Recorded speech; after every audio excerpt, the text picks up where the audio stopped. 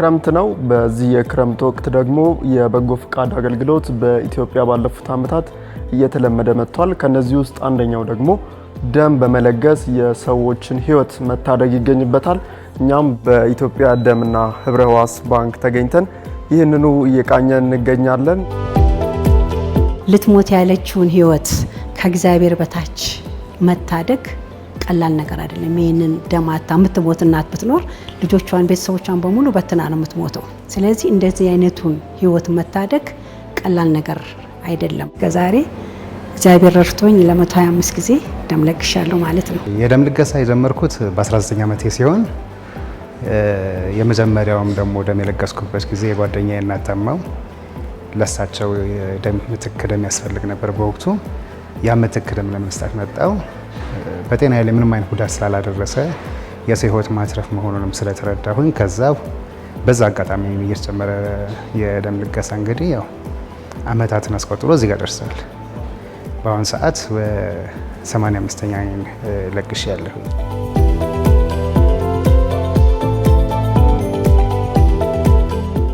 ይሄ የአረንጓዴ አሻራ የአቅመ ደካሞችን ቤት መጠገን፣ የተማሪዎችን ቁሳቁስ ማሰባሰብ ከሚሉት ጋር የደም ማሰባሰብ ስራን አብሮን አናውንስ የተደረገው ማንኛውም መስሪያ ቤት የመንግስትም ይሁን የግልም ይሁን ማንኛውም ኦርጋናይዜሽን ይሄን ነገር አናውንስ ያደርጋል።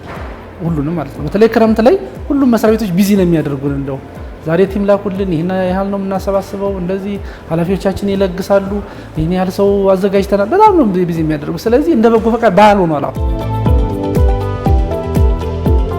የኢትዮጵያ ደምና ህብረ ሕዋስ ባንክ አገልግሎት በዘንድሮ የክረምት ወቅት በርከት ያለ ዩኒት ደም ለመሰብሰብ እንደ ሀገር አቀፍ ደረጃ እቅድ አውጥቷል። ይህንንም ደግሞ እቅድ ለማሳካት በአዲስ አበባ ጨምሮ በተለያዩ ክልሎች የተለያዩ እንቅስቃሴዎችን እያደረገ መሆኑን ሰምተናል። በዚህ ዓመት ዝግጅት አድርገናል።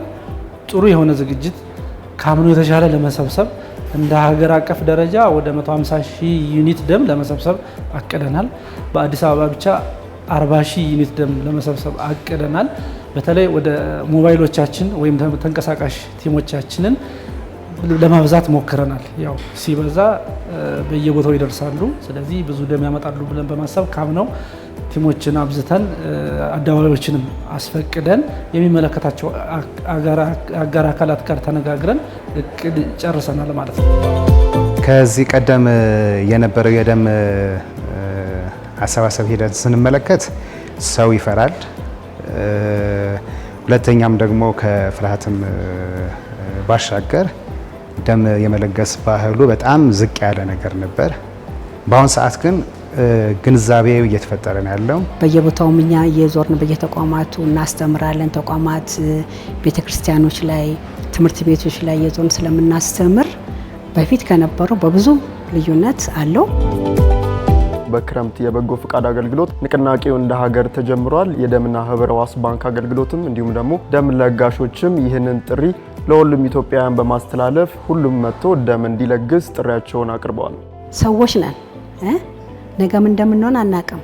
ሰው መሆናችን በቂ አይደለም። ቅንነት ግን ያስፈልገናል እና ቅን ሁኑ፣ በበጎ ተግባር ላይ ተሳተፉ፣ ህይወት ታደጉ።